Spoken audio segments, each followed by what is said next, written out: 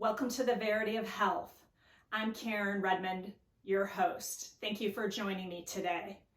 I'm going to give a little recap of last week's podcast. For those of you that didn't listen to it, feel free to look back and see a little bit about my history, my therapeutic training background, my background in research, and how I came to be an expert in researching and making recommendations. Today, I'm excited to bring you Karen's Top 10 list. The list of top 10 things that I surveyed my clients, things that they learned from me that thought these 10 things were the most impactful things in their life. Their whole life, and things that made changes to help them feel better, to be able to be their best. So starting with number 10, easy recipes and food recommendations. So I like to cook, and I've been making nutritional recommendations for over 20 years. And when I started making those recommendations, I basically give my clients a yes list and a no list, and then a maybe list. And so I found that that was the easiest way to break it down to be less confusing for my clients. These are the things that are very damaging to your body or inflammatory, and these are the things that help support you. Whether it was about losing weight, reducing inflammation for an injury, or dealing with some type of a chronic illness, or enhancing athletic performance in a sport. But what I realized was many people didn't really know how to put that together. There weren't easy recipes to follow with quality ingredients, how to make them, how to menu plan, how to prepare food, what types of things and implements in the kitchen would make that easier. So that's when I started posting on social media my recipes and posting my recipes up on my website, karensfavorites.com. So my goal was to provide great tasting food in easy to follow recipes that often yielded leftovers that tasted good when you reheated them. And so with the busy lives that we often have, for those of us that are work and raising children and trying to find that time and not succumb to fast food, which often ends up in making poor choices, or going to the grocery store at the last minute and stressing about what you're going to make and microwaving things, or just buying prepared food that is not healthy. So my easy recipes and food recommendations are things that I have gotten feedback for years from clients, friends, and family that worked really well and provided them with simple steps to follow. Number 9, the importance of good posture and how to get there. Posture is everything. Your posture determines how you're going to feel. Your posture determines whether you're going to have pain or not. Your posture determines how good you're going to be at your sport. Beginning posture is the place that movement emanates from. The other thing about posture that most people don't realize is the position of the pelvis, the position of the lumbar spine, the thoracic spine, the cervical spine, and the head. Not only influences the tension of muscles, pain, compensation, but your posture influences the function of your organs. Your posture influences everything in efficiency, from how your liver, your gallbladder, your bladder, your colon, elimination, how your stomach works, digestion, all of those things that we might take for granted or not really realize how the organs work. Are they autonomic? Yes. Or organs are supposed to function. But give some thought about how we stand, how we sit, and is there space for those organs? If we're slumped over, it compresses everything, and the fascia that attaches to all the organs creates a mesh and compression and pressure so that those organs can't work optimally.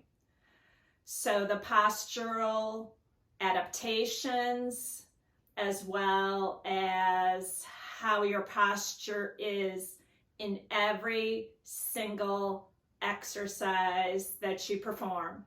Do you think about your posture every single time before you begin an exercise? If you don't, you should. And if you're not sure what your posture should be, definitely find someone that can help you learn about how your posture should be in that ideal position. Number 8, good shoes and specific recommendations. So this is kind of a fun one. So when we think good shoes, people automatically think about what athletic shoes is Karen going to recommend for me? Certainly that's very important.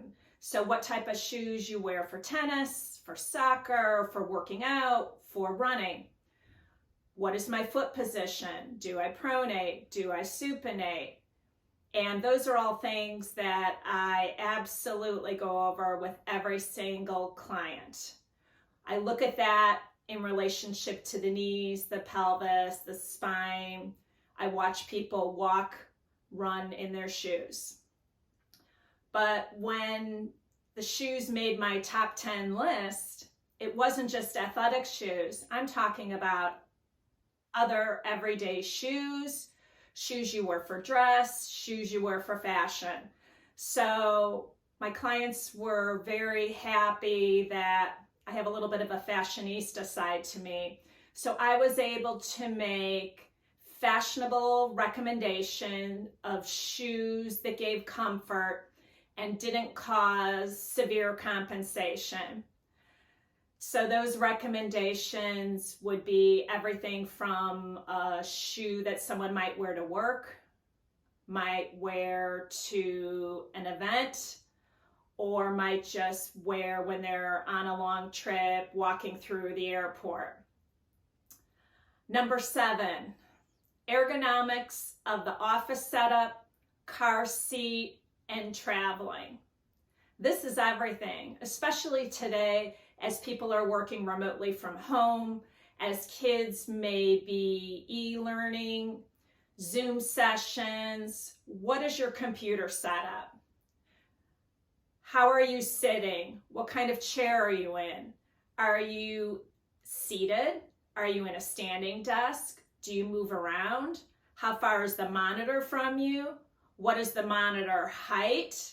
So right now my monitor, if I were doing work, is not set up correctly. The reason is I'm trying to just have this in front of me to look at my top 10 list. But normally, if I'm working on my computer, I will have the monitor propped up at eye level with a keyboard and a mouse, Bluetooth, so that I can be in an optimal position with minimal stress to my posture and compensation. And I'm also sitting on a ball because the ball has been my desk chair for years. The ball enables me to sit in good posture, and it's also very comfortable. Although I do want to mention that it does take some time to get used to sitting on the ball, and often people will get some soreness from the microstabilizers working while you're sitting on the ball. Your car seat. Most people I work with, they're way back in their car seat. I don't know why, if they're just not aware of it. The position of the pelvis, the height of the seat, the lumbar support, the position of the steering wheel, and of course the position of the mirrors. So every client I work with, I go out to their car. I put them into their seat, and when I get them in that position that's optimal, that has minimal stress to the back and to the neck, then we adjust the mirrors. Once they're there, if they're driving and they can't see out of their mirrors, then they're going to know that their posture shifted, and it'll be that reminder to get back to that posture. One of the biggest things I notice, besides the seat being back too far, is that people drive with their head forward. The reason for that is that your brain says, if I bring my head closer, it'll be easier for me to see. So when we're looking at the road and trying to pay attention to our driving, the brain often says, bring the head closer. So that puts a lot of stress on the neck area, the shoulders, the bottom of the skull of the suboccipitals. So we're really looking at driving with the head back against the headrest and making sure that you're in that position that allows you to be able to see to drive safely, as well as minimize stress on the head, neck, and spine. Ergonomics also refers to traveling on an airplane. So the seats often have a deep seat. How do I sit on the plane? Do I use a blow-up neck pillow? Often we have to prop something underneath your feet, because if the feet are touching the floor, it puts the pelvis and the spine into a suboptimal position. So I often will review what people need to do in getting into the seat and finding that comfortable position. Number 6 on Karen's top 10 list, vitamins, what to take and specific brands. I get emails often from people about vitamins, asking me to look at this vitamin they're selling, or they found this online. And as I mentioned in my first podcast, when I do my due diligence on vitamins, it could be 30 minutes on a specific supplement, or it could be an hour. So I want to preface vitamins with, you absolutely need to eat a clean diet first. Vitamins are not meant to be a substitute. Our goal is to get as much as we can from clean food. Now, with that said, I truly believe that it's impossible to get everything you need from your food today, unless you're living on a farm somewhere remote and you know exactly what the soil is, what nutrients your vegetables are getting, you're raising your own animals for protein. So even today, the organic food is monocropped, which means without that crop rotation, the vitamins and nutrients in the food is not optimal. But yet there still is a difference between organic and non-organic food. There is approximately 30 times more nutrients in organic produce than non-organic. So again, the goal is to try to maximize getting everything you can from clean organic food. But as I like to say, life happens, which means sometimes we don't have access to that, and we don't have the resources, and we do the best we can, but how do we fill in those gaps? So with the vitamins that I recommend to my clients, I have 3 stages that I refer to and recommend for my clients. So one would be your baseline everyday vitamins. What can't we get from our food? What do we need to supplement? We can't get vitamin D year round here where I live. So yes, we need to recommend and take a very specific vitamin D3 supplement. The second level is if you have a heightened amount of stress, or you're exposed or feel like you're getting sick. And then the third level would be I'm sick. And so there's a varying degree in the levels and what we might take in each of those three levels that I refer to and talk to my clients about. The other thing is I look at what is in each vitamin, where the nutrients and the components are sourced from, what the inert ingredients are, and lastly, I clinically correlate how people are doing, how the vitamins are working with blood work. So for probably the last 15 years, all of my clients' blood work is correlated specifically with what I have them taking. And so now we've got that evidence-based piece with the science of the blood work, combined with the client's subjective reporting of how they feel better. One of my clients earlier this week said to me, okay, Karen, what should I be taking now? What do I take if I feel like I'm getting sick? So we were just reviewing, which is always a good thing to do because people tend to forget. And the thing he remarked to me is, last year I felt better and I didn't get as sick. If I got a cold, it resolved more quickly, and I didn't have anything like I had had in previous years. And he realized it was those changes in his food and the extra support of vitamins and supplements. So again, I'm going to refer to it as the extra support that you are helping your body to fill the gap of what you can't get from your food. Now, the recommendations that I have for my clients, you can find on karensfavorites.com under supplements.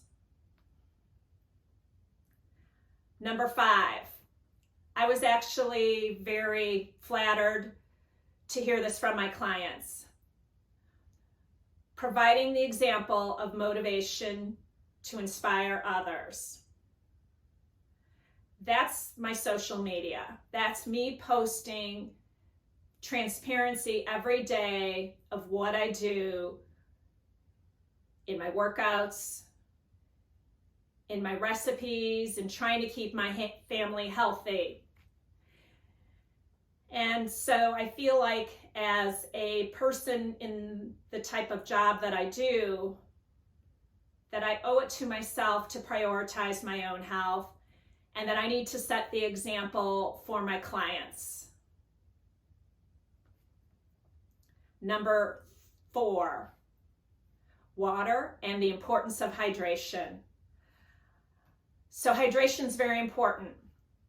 We should drink 8 glasses of 8 ounces per water a day. That's what you often hear. Is that true? I would say that is a good general recommendation. But more specifically, we need to have half your body weight in ounces of water. Now for a little bit about water specifics. All water is not the same. What we are looking for in water and truly getting hydrated is basically coming down to 3 things. One is the quality of the water. Is the water full of contaminants? Chlorine is a contaminant that you have in tap water. Ever turn on the hot water and smell chlorine coming out of your tap? Are you showering with that water? What other chemicals are in the water? What type of residue from pharmaceuticals are in the water? Those are things that we need to be concerned with. Are there filters that can filter it out? To a certain extent, yes. Now, the second component of water is mineral content. You want your water to literally be alive. Another thing we look at when I look at a water like Evian, Volvic, Fiji, Mountain Valley spring water, or some of the European waters like Aldoa, what is the mineral content? I'm not talking about vitamin water where they just add things into the water. I'm talking about what is naturally occurring in the water. Magnesium, selenium, calcium, sodium, those trace minerals, those are naturally occurring vitamins that are 100% bioavailable, which means that your body will absorb it. So you're getting nutrients from your water. The other thing you may not realize is there is extracellular water and intracellular water. You want the water to be drawn into the cell. That's intracellular water. That needs to happen if the water is ionized naturally by having minerals in it. So if your water is void of that, like something like Ice Mountain, you will have more extracellular water, which means water between the cells, which means you will not be as hydrated, which also means you're going to go to the bathroom a lot more. And that's not fun. So one of the things people really notice is when they drink a higher quality water, that they go to the bathroom less and they're more hydrated because the water is within the cell. Now, if you have a high quality water source at home, you are likely not having the mineral content in there. You can take a pinch or two of sea salt, add it to the water to add the minerals, to ionize it, and help draw it within your cell. Number 3 on Karen's top 10 list, osteoarticular pumping. You've probably never heard of that unless you've worked with someone that does that. That is a manual therapy technique taught by Dr. Guy Voyer. If you ask any of my fellow colleagues who have taken Guy's osteopathic therapy courses, they will tell you that is the #1 technique that they have learned. And that's why my clients have also said it's high up on their list of impactful things. Osteoarticular pumping was developed by Dr. Guy Voyer. What it is bringing the liquid, the healthy nutrients into the joint and the inflammatory chemicals out of the joint. So what does that mean? Well, I can pump the neck, the back, the wrist, the elbow, the knee, the ankle, pretty much any joint within the entire body. So if you have pain in an area, I pump the joint, it feels better. The pumping brings the leukocytes into the joint, which reduce the inflammation and pumps out the inflammatory components. I have several people I'm working with this week with knee issues, and there's swelling in the knees. You can literally feel heat in the joint, and there's a lack of range of motion in the knee. In other words, they can't bend or extend their knee optimally. I put them on the table. I do multiple different osteoarticular pumping techniques to the knee, and they immediately get increased range of motion. The heat decreases within the joint, and often I will see the edema go down within one treatment session. It gets function back, it feels great, it reduces pain, and that's why it's in the top 3 of Karen's list. Number 2, Aldoa. What is Aldoa? E-L-D-O-A. This is again one of Dr. Voyer's corrective treatment exercises that he developed. It is not an understatement to say that Aldoa is life-changing for most people. Is Aldoa a stretch? Not technically, although it feels like you're stretching. It is technically a contraction where you're creating space within the joint. So there are Aldoas for every segment of the spine, every rib, every disc, every part of the SI joint. There are about 10 different Aldoas alone for the sacroiliac joint. The sacroiliac joint is the part of the low back and pelvis that really is responsible for probably 90% of people's low back pain.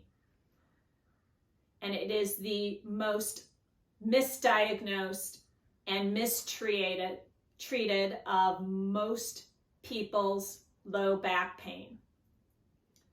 There are over 150 different Aldoas. Now, if you can find someone that can teach you Aldoa in person, that is ideal. It creates space within the joint. It normalizes the fascia and tissue. It reduces compensation within the joint and within the tissue surrounding the joint. It improves the posture. It improves organ motility and function. It reduces pain. It increases function.